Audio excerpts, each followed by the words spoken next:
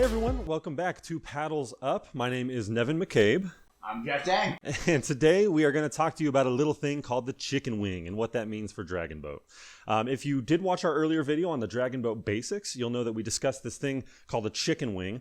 And what it is really is when your top hand is bent too far forward, and what you're doing is really taking away from as far as you can reach and get the most out of your stroke here.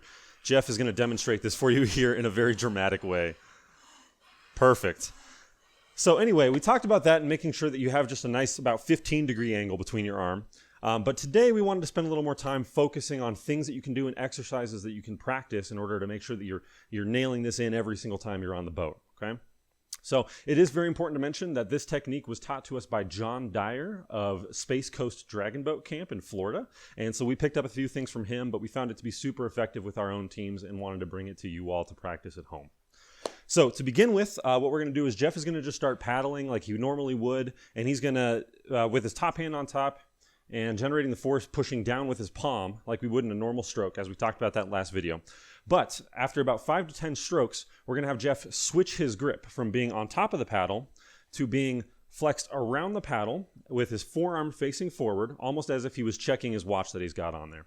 Now what this is going to do is it's going to take away from your ability to bend the arm. You can see that once he switches to this position, if he tried to bend in, he just wouldn't be able to generate any force, essentially. Now, as he's switching through this is just going to make sure that his stroke is consistent throughout the entire practice. It is important to note, though, that as you're doing this, you only want to do it for about 5 to 10 stroke rates at a minute. Reason being, if you're trying to generate force with your arm flexed like this, the entire load gets placed on your wrist, and that's going to be a lot of force. You're going to end up injuring yourself if you do this for too long of a time, okay? So let's go ahead and take it away, and we'll go through 5-10 strokes and see Jeff as he switches his grips, and we'll talk about it afterwards. 2, 3, 4, 5, switch. 2, 3, 4, 5, switch. 2, 3, 4, 5, switch. 2, 3, 4, 5, keep going. And now what we can see, if you look at Jeff's top elbow here, we can see that he has a nice about 15-degree angle, and this is staying consistent throughout his entire stroke. It doesn't matter if he's switching grips. It doesn't matter how far he's leaning. That arm is staying strong the entire time.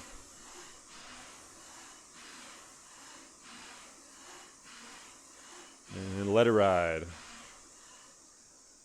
All right, perfect. So now that we have gone through that exercise, I want to go over a quick summary of what we've talked about today.